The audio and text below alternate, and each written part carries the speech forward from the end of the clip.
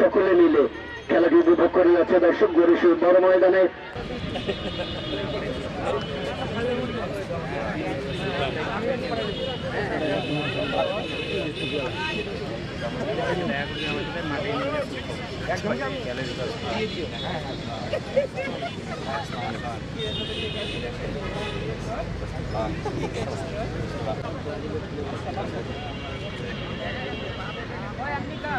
কাটবো না এটা। তিনি এসেছেন একসময় বাংলাদেশ জাতীয় হকি দলের টিম ম্যানেজারের দায়িত্ব পালন করেছেন।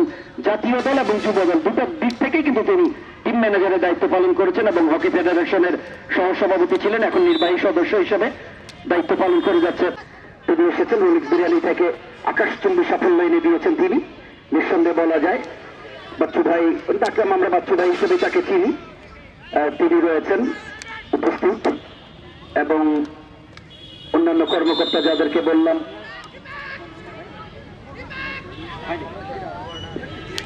যে কারণে এটিএম বাংলার প্রতি আমার দরদ, এটিএম বাংলার প্রতি আমার ভালোবাসা সবসময় থাকে।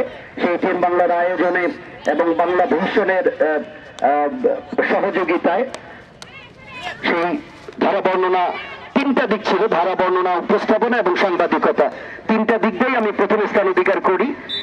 যে কারণে এটিএম বাংলার প্রতি আমার প্রচন্ড ভালোবাসা দরদ সবসময় থাকে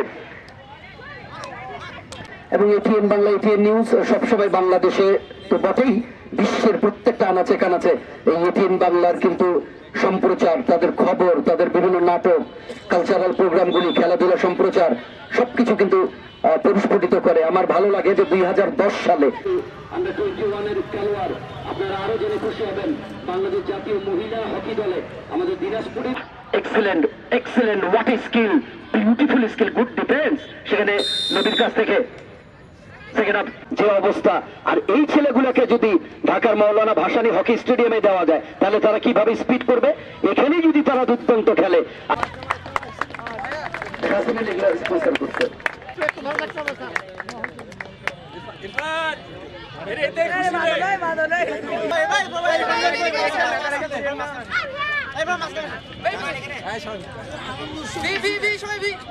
চিৎকার করো।